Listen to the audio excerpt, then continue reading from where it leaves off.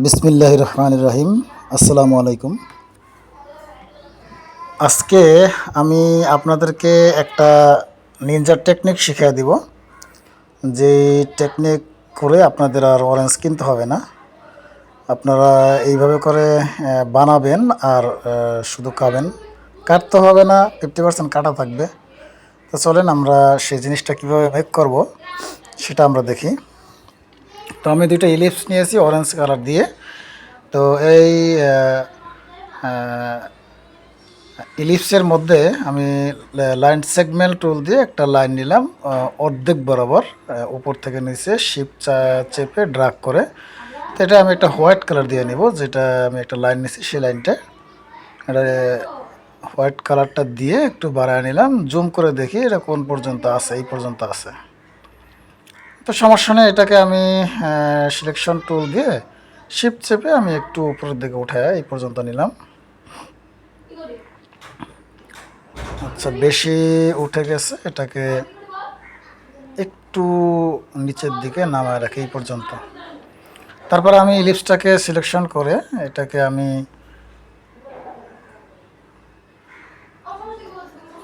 আমি একটা কাজ করে নিই। আমি কন্ট্রোল জেড দিয়ে এটাকে ব্যাগে নিয়ে আসতে হবে। ব্যাগে নিয়ে আসতে হবে। হ্যাঁ, ব্যাগে নিয়ে আসলাম। এখন আমি এটাকে সিলেকশন করা অবস্থায় আমি যাব রোটেট টুলে। রোটেট টুলে গিয়ে আমি এখানে এসে আমি একটা ক্লিক করব। ক্লিক করে এই পপ আপের এখান থেকে আমি 360 ডিগ্রিকে যত কটা ভাগ করবো তত কটা দিয়ে আমি এখান থেকে কপিতে দিব। কপিতে দিলে এভাবে করা যায়, বাট আমি এইভাবে করব না। আমি এটাকে এভাবে রেখে আমি এইটাকে সিলেকশন থাকা অবস্থায়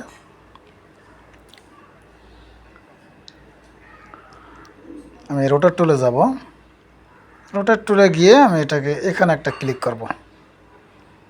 ক্লিক করে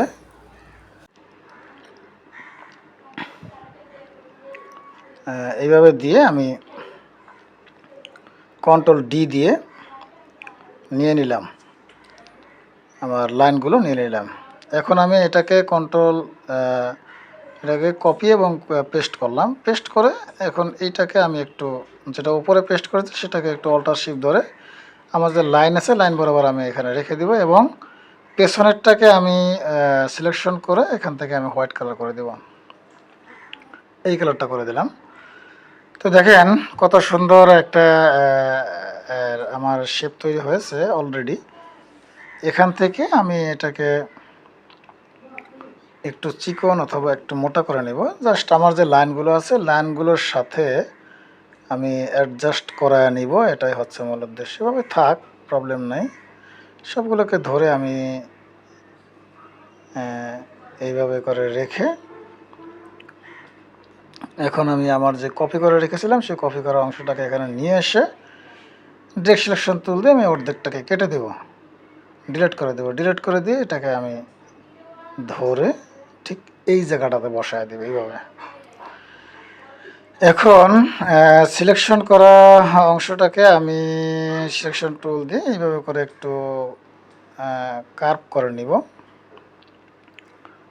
কার্ভ করে নিয়ে একটু ছোট বড় করে আমি আমার পেছনের যেই ইলিপসটা আছে হাফ ইলিপস সেটার সাথে আমি এটাকে অ্যাডজাস্ট করে নেব।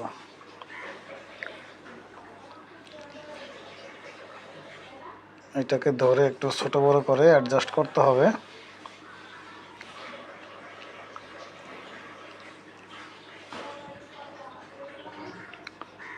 অ্যাডজাস্টটা খুব মনোযোগ দিয়ে করতে হবে, কারণ মনোযোগ দিয়ে না করলে ছোট বড় হয়ে গেলে তখন কিন্তু আর দেখতে ভালো লাগবে না। এই জন্য যখন অ্যাডজাস্ট করব তখন খুব খেয়াল করে করব।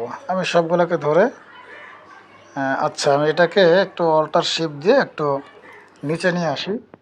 নিচে নিয়ে এসে আমি সবগুলোকে সিলেকশন করে শেপ বিল্ডার দিয়ে নিচের অংশটা কেটে দিলাম। এবং এই উপরের অংশটাকে ধরে আমি যেটাকে নিচে নিয়ে এসেছিলাম একটা অংশ আমার, হ্যাঁ এটাকে আমি এইটাকে ধরবো, ধরে আমি এখান থেকে একটু অরেঞ্জের কালারটা একটু কমায় দিব পার্থক্য করার জন্য। দেখেন সবগুলোকে ধরে কন্ট্রোল জি দিয়ে গ্রুপ করলাম, জি দিয়ে গ্রুপ করে এখন এগুলোকে আমি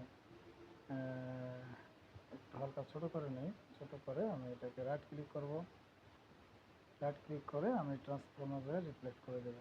দেন কপি, আমার এখানে আরও একটা কপি হয়ে গেছে। আমি এটাকে একটু হালকা বাম দিকে একটু সরায় নিয়ে আসি এবং দুইটাকে সিলেকশন করে মিডলে নিয়ে আসি। দেখতে দেখতে আমার ডিজাইনটি খুব সুন্দরভাবে সম্পন্ন করতে পেরেছি। আপনাদের সাথে পরবর্তী কথা হবে। আসসালামু আলাইকুম রহমতুল্লাহ।